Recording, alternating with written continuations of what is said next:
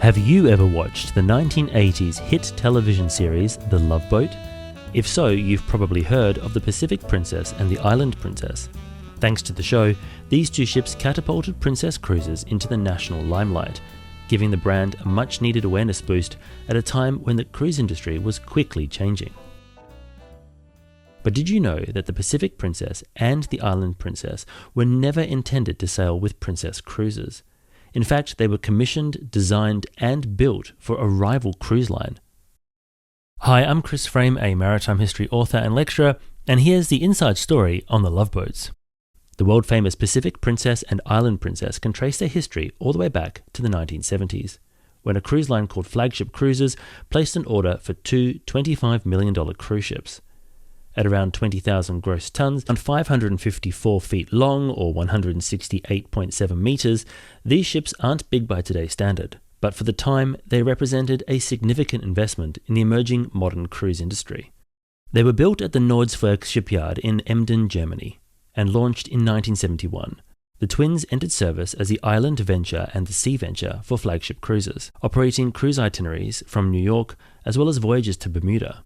Here, they would compete head-on with the relatively young Princess Cruises, which had been founded in 1965 and was operating two chartered cruise ships, the Princess Italia and Princess Carla.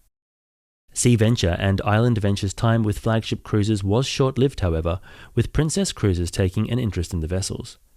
They were chartered to Princess in 1974 and ultimately acquired by the brand, being refurbished to reflect their new role. Island Venture was renamed Island Princess, while Sea Venture was given a bigger brand overhaul, emerging as Pacific Princess.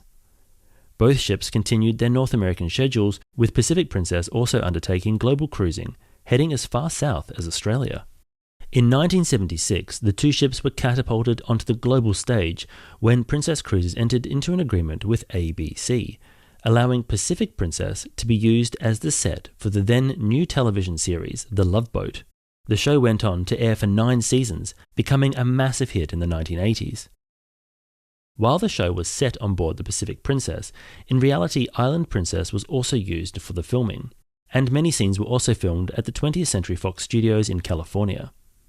Neither ship was taken out of their usual cruising itineraries, and the production had to work around the ship's cruising schedule.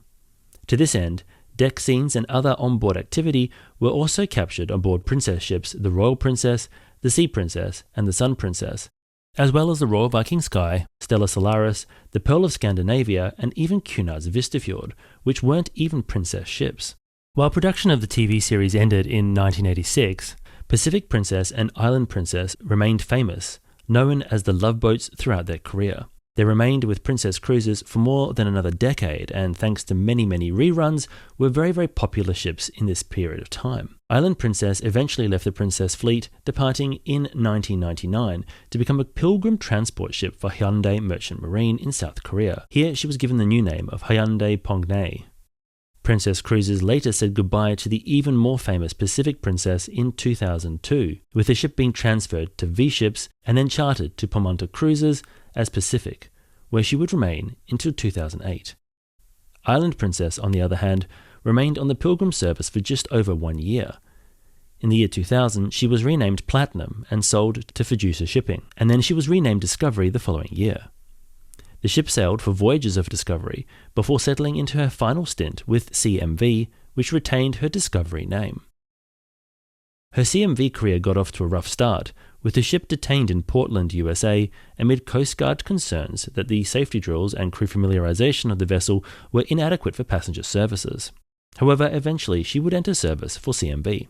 So what ultimately happened to these two famous cruise ships? The Pacific Princess ended her cruising career in 2012 when she was renamed MSF and sold to the shipbreakers in Turkey. The ship had not sailed since 2008 and was towed to the scrapyard to be demolished.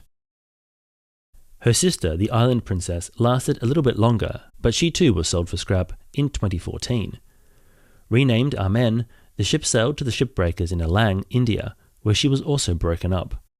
This brings an end to the story of two remarkable ships which were instrumental in popularizing modern cruising, and you can still catch them on the air to this day due to the countless reruns of the Love Boat series. In fact, in the 2000s, Princess Cruises started leaning into the Love Boat branding once again, as nostalgia continues to overtake marketing messages of organizations around the globe.